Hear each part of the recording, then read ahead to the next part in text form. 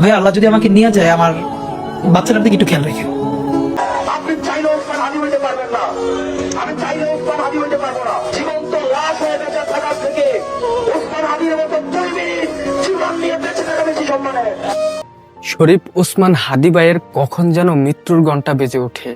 Hospital থেকে কখন যেন খবর চলে আসে হাদি ভাই আর বেঁচে নেই। ডাক্তাররা বলছে আমরা আশা দিতে পারছি না, আপনারা সকলেই দোয়া করবেন। আসার কথা বলবো না, আমরা যখন অপারেশন করার জন্য প্ল্যান করতেছি তখন ওনার ভাই উনি বুলেট প্রুফের সময় ওনার সাথে ছিলেন, উনি কিন্তু বলছিলেন যে বেঁচে নাই, তারপর আপনারা করেন। তো উনি এখনো কিন্তু উনি বেঁচে আছেন, কিন্তু এর মধ্যে উনি 2বার কার্ডিয়াক অ্যারেস্ট, ওনার ব্লাড লস হয়েছে প্রচুর, ওনার নাক দিয়ে মুখ দিয়েও ব্লিডিং শুরু হয়েছিল লাস্টের দিকে আমরা ওটি কমপ্লিট করার পর। আল্লাহ চাইলে তিনি বেঁচে ফিরতে পারে। আমরা পেশেন্টের ব্যাপারে কোনো আশার কথাই বলবো না, উনি সর্বোচ্চ খারাপ অবস্থাতেই আছেন, কিন্তু উনি এখনো বেঁচে আছেন, আর বাকিটা আল্লাহর ইচ্ছা। জুমা আপু হাদি ভাইয়ের কথা বলতেই কান্না থামাতে পারছে না। তিনি বলছেন চাইলেই সবাই হাদি হতে পারবে না। আপনারা ভালোবেসে বলছেন যে আপনারা সবাই ওসমান হাদি হবেন, কিন্তু আপনারা চাইলেও কেউ কোনোদিন ওসমান হাদি হইতে পারবেন না। ওসমান হাদি শুধু একজনই হয়, আমার ভাইয়ের কোনো রিপ্লেসমেন্ট হয় না। আমি আমার ভাইয়ের কোনো রিপ্লেসমেন্ট চাইও না, আমার ভাইকে আমি শুধু ফেরত চাই এবং আমার ভাইকে আমি ফেরত আনবো। তারেক রহমান হাদি ভাইয়ের এই ঘটনার তীব্র নিন্দা জানিয়েছে। ইনকালাব মঞ্চের নেতা জনাব ওসমান হাদি, তাকে গুলি করা হয়েছে। প্রিয় ভাই বোনেরা, প্রথমেই আমি এই ঘটনার জন্য তীব্র ঘৃণা এবং প্রতিবাদ জানাচ্ছি। গাইস, যে কুলাঙ্গার ওসমান হাদি ভাইয়ের মাথায় গুলি চালিয়েছে, এই অপকর্মের সাথে জড়িত, তাদেরকে ধরিয়ে দিতে পারলেই 50 লক্ষ টাকা পুরস্কার দিবে সরকার।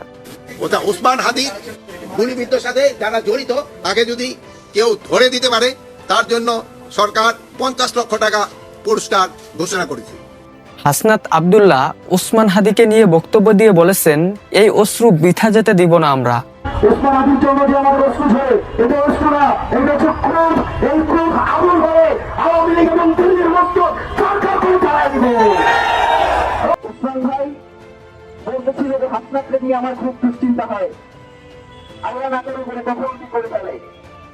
হাসনাতকে যদি মরে যায়, হাসনাতকে যদি কিছু হয়ে যায়, তাহলে আমি ওসমান হাদি তার জন্য এই লড়াই, এই সংগ্রাম চালিয়ে যাওয়ার প্রস্তুতি হবে। ওসমান হাদি ভাইয়ের বলা কথাগুলো যেন হৃদয় কেঁপে ওঠার মতো। 80 বছর ধরে জীবন্ত লাশ হয়ে বেঁচে থাকার থেকে ওসমান হাদির মতো 2 মিনিট জীবন নিয়ে বেঁচে থাকা বেশি সম্মানের। গত 1 বছরে বাংলাদেশে শুধুমাত্র একটা ওসমান হাদি ছিল, গত 54 বছরে বাংলাদেশ একটা ওসমান হাদিকে উপহার দিতে পারছে। সে গুলিবিদ্ধ হওয়ার আগে বলেছিল, আমার যদি কিছু হয়ে যায় আপনারা আমার বাচ্চাকে দেখে রাখবেন। ভাই আল্লাহ যদি আমাকে নিয়ে যায়, আমার বাচ্চাটার দিকে একটু খেয়াল রেখে। তো এই কথাটা আমি বলতে পারিনি। হাদি ভাই কেমন সংগ্রামী মানুষ ছিলেন। পরিবার সবাই তো আমি আমার মাকে বলেছি, দেখো মানে আমরা যে লড়াই নেমেছি, আমার একটা মনে হয় কি কোনো রাজনীতিবিদের না বাসার মৃত্যুটা হইতে পারে না, এটা কোনো ভালো মৃত্যু না। যিনি রাজনীতি করেন, যিনি লড়াই করেন, যিনি বিপ্লবী, যিনি সংগ্রামী, তার মৃত্যুটা হবে একটা সংগ্রামের মধ্যে দিয়ে, একটা রাজপথে, একটা গ্লোরির মৃত্যু। আমি তো ভীষণ ভাবে প্রত্যাশা করি, আমি ছোটবেলা থেকে এই স্বপ্নটা দেখি, অনেক জায়গায় বলেছি, একটা তুমুল মিছিল হচ্ছে অন্যায় বিরুদ্ধে, সেই মিছিলের সামনে আমি আছি, কোনো একটা বুলেট এসে আমার বুকটা হয়তো বিদ্ধ করে দিয়েছে, এবং সেই মিছিলে আমি হাসতে হাসতে আমি শহীদ হয়ে গেছি। তিনি গুলিবিদ্ধ হওয়ার একদিন আগে এই কথাগুলো বলে গিয়েছেন।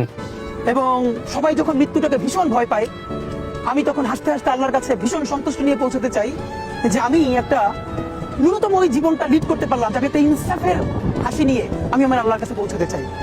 শিশু বক্তা রফিকুল ইসলাম মাদানী বলেছেন, আপনারা গুলি করে সংগ্রামী কথা বন্ধ করতে পারবেন না। আমরা কেউ টার্গেট কিলিং থেকে মুক্ত না। আমাদের জন্য দোয়া করবেন। যদি কোনো আধিপত্যবাদী শক্তি মনে করে যে হাদি, হাসান আব্দুল্লাহ কিংবা রফিকুল ইসলাম মাদানী বা এদেরকে এইভাবে টার্গেট কিলিং করে দিলে এই প্রজন্ম কারো গুলি করে গুলামি করবে, এই প্রজন্ম ইনশাল্লাহ আমি মনে করি এক হাদি যদি চলেও যায়, লক্ষ হাদি তৈরি হবে। ওসমান ভাই বলেছেন, আমি আল্লাহ ছাড়া কাউকে ভয় করি না। এই ওসমান হাদি এবং তার ভাই বোনেরা আল্লাহ ছাড়া এই জমিনের নিচে আর কাউকে ভয় পায় না।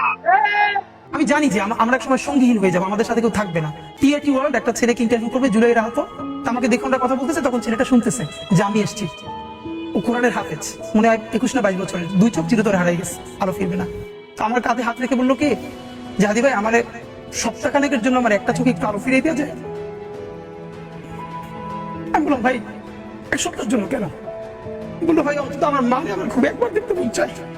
আমার মা আমার অনেক নিষেধ করছিল অন্তরে যেতে, আমি ফিরে আসার সময় মারে দেখি নাই।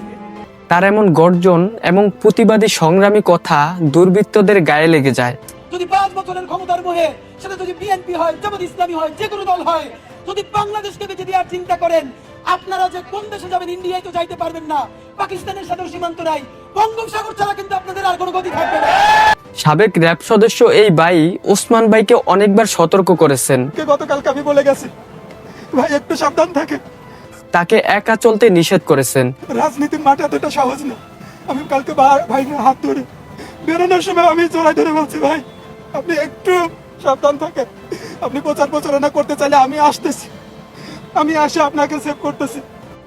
সর্বশেষ আপনাদের কাছে অনুরোধ করে বলতে চাই, ওসমান ভাইয়ের জন্য সবাই দোয়া করবেন, আল্লাহ যেন তাকে বাঁচিয়ে রাখে, তাকে আমাদের দেশে খুব দরকার।